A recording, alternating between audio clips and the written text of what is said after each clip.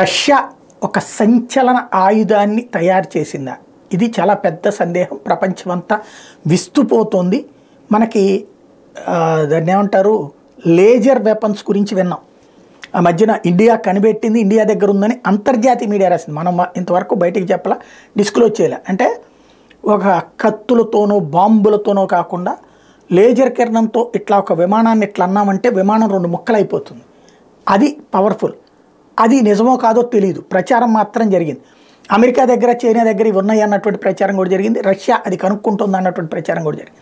కానీ అది ఎంతవరకు వాస్తవం ఎవరు ధృవీకరించలేదు, ఎందుకంటే అట్లాంటి వాటి మీద నిషేధాలు ఉంటాయి కాబట్టి. కానీ ఇంటర్నల్గా అణుబాంబుల మీద కూడా నిషేధం ఉన్న ఇంటర్నల్గా తయారు చేసుకోవాలి అట్లాగే.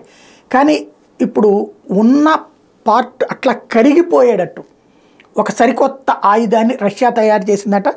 అది తాజాగా సంచలనం సృష్టిస్తుంది. As Russia gains the upper hand in Ukraine, a new investigative report by 3 Western news outlets has claimed that Vladimir Putin forces may possess a secret weapon which can hurt targets without making physical contact.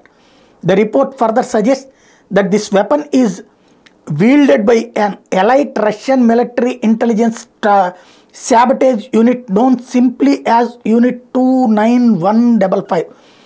This report has propelled the Havana syndrome back into spotlight. ఇది Havana syndrome అని ఇంతకుముందు ఇట్లాంటిదే ఒక పేరు. ఒక్కసారిగా అంటే మనిషిని ముట్టుకోకుండా మొత్తం భస్మీపట్లం చేయగలిగినటువంటి ఒక కాన్సెప్ట్ ఇప్పుడు అట్లాంటి ఒక పవర్ఫుల్ వెపన్ ఏదో తీసుకొచ్చింది. అది ఏ సైనికుడి చేతిలో పడితే ఆ సైనికులో కాకుండా ప్రత్యేకంగా శిక్షణ పొందినటువంటి ఈ యూనిట్ 29155 యూనిట్ అది ఆపరేట్ చేసిందన్నటువంటిది అంతర్జాతీయ మీడియా సంస్థలు చెప్తున్నటువంటి లెక్క.